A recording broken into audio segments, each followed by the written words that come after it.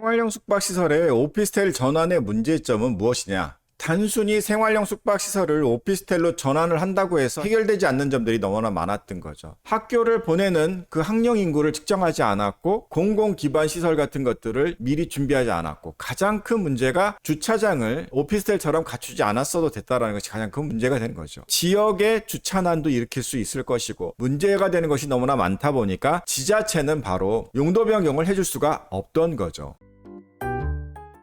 인천, 송도 생활형 숙박시설의 현황을 한번 알아볼까요? 인천 전체로는 한 14,000여 가구가 생숙으로 있습니다. 건축 중인 것 3,000여 가구나 됩니다. 송도에는 2017년도 9월달 468세대의 송도 오네스타를 시작으로 한라 웨스턴파크, 랜드마크 푸르지오시티까지, 그리고 이번에 2024년 6월달에 들어오는 힐스테이트 송도 스테이 에디션까지 총 4,522세대가 송도에는 존재하고 있습니다. 그런데 이 중에서 2년 동안 용도 변경을 한 생활형 숙박시설은 어디일까요? 네, 아무데도 없습니다. 인천은 한 건도 용도 변경이 이루어지지가 않았습니다.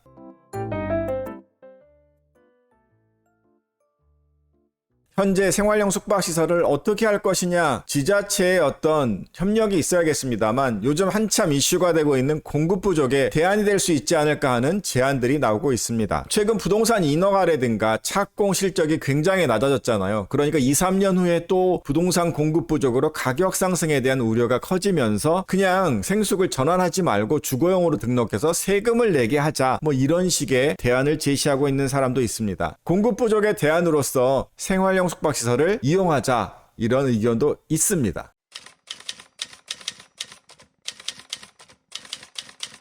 이번 주 도니의 부동산 투자 조언을 말씀드리겠습니다. 부동산 가격에 가장 큰 어떤 영향을 주는 핵심 요소는 바로 저는 심리하고 정책이다, 이렇게 보고 있습니다. 지금 어떤 상황이냐? 심리는 돌아섰다 라고 말씀을 드릴 수가 있는 겁니다. 매매가격 전망지수 제가 말씀드린 적 있죠. 공인중개사들 6천여 명을 대상으로 조사를 해서 앞으로 2, 3개월 후에 어떻게 될 것인가, 그게 바로 매매가격 전망지수잖아요. 그것이 2021년도 10월 이후에 100 밑으로 내려갔다가 드디어 8월 매매가격 전망지수가 100을 상향 돌파를 했습니다. 앞으로 2, 3개월 후에는 매매 가격이 올라갈 거예요. 앞으로는 올라갈 것 같아요 라고 얘기하는 사람들이 더 많아졌다. 심리가 돌아섰다라는 거죠.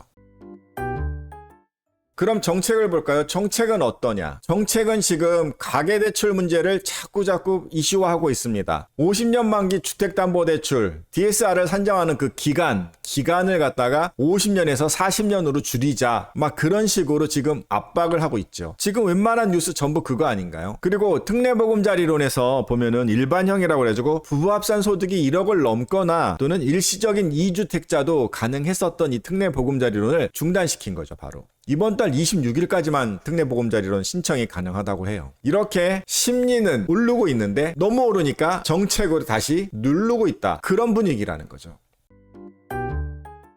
부동산 시장을 완전히 누를 것 같지는 않습니다. 그러면 또 줄게요. 그죠? 기껏 여태껏 써왔던 정책이 아깝게요. 이 부동산발 가계대출 확대를 좀 자제는 시킬 것 같습니다. 추가 상승, 그리고 전반적인 상승에는 시간이 걸릴 것이다. 서울, 강남, 수도권도 특별히 인기 지역, 이쪽만 간다는 거죠. 그러면 내가 있는 지역, 내가 투자하라는 지역, 거긴 어디냐 이거죠. 인기 지역이냐, 강남이냐, 잘 생각해 보시고 투자에 나서야 되지 않을까, 그렇게 생각해 봅니다.